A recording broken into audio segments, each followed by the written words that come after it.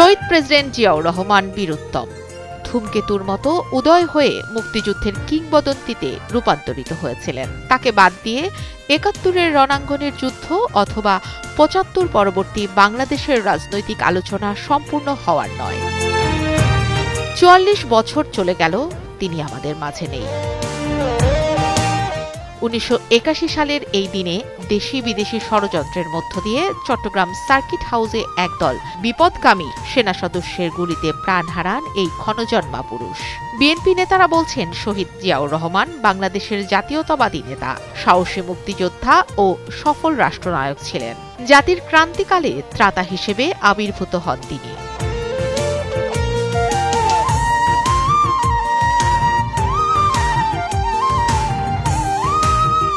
১৯৭১ সালের ২৫ মার্চ পাকিস্তানি হানাদার বাহিনী যখন রাতের অন্ধকারে নিরস্ত্র বাঙালি জাতির ওপর ঝাঁপিয়ে পড়েছিল, জিয়াউর রহমান পাকিস্তান সেনাবাহিনীর একজন উচ্চপদস্থ কর্মকর্তা হয়েও দেশপ্রেমে উদ্বুদ্ধ হয়ে মুক্তিযুদ্ধে ঝাঁপিয়ে পড়েন। চট্টগ্রামের কালুরঘাট বেতার কেন্দ্র থেকে বাংলাদেশের পক্ষে স্বাধীনতার ঘোষণা দিয়েছিলেন তিনি।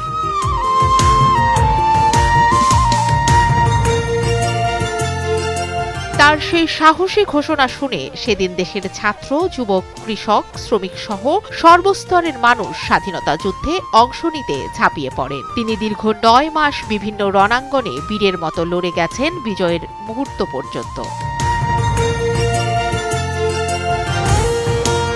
একইভাবে ১৯৭৫ সালের পট পরিবর্তনের পর যখন জাতি আবারও দিক নির্দেশনাহীন হয়ে পড়ে, তখনও তিনি আবির্ভূত হন পথপ্রদর্শক হয়ে। তিনি জাতিকে স্বপ্ন দেখিয়েছিলেন, তলাবিহীন ঝুড়িকে সমৃদ্ধ করেছেন।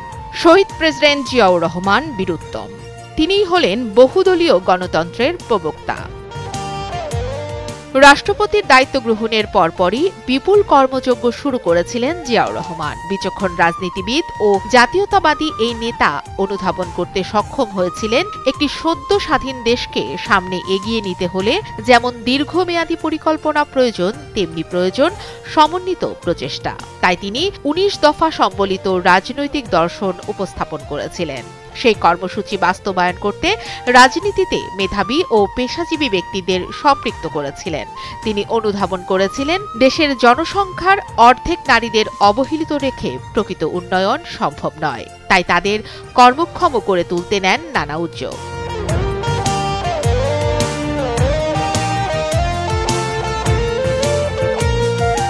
শহীদ জিয়াউর রহমান অর্থনৈতিক, সামাজিক, কৃষি, শিল্প, সংস্কৃতির যে সংস্কার করেন তা বাংলাদেশের ইতিহাসে স্বর্ণযুগ হিসেবে চিহ্নিত। তিনি কিছু গণমুখী সামাজিক ও অর্থনৈতিক কর্মসূচি গ্রহণ করেন, যা জনসাধারণকে আকৃষ্ট করেছিল। খাল খনন কর্মসূচি এর অন্যতম। ওই সময় তিনি ১৫০০-এর বেশি খাল খনন ও পুনর্খনন করেছিলেন, যার অর্থনৈতিক সুফল জনসাধারণ পেয়েছে।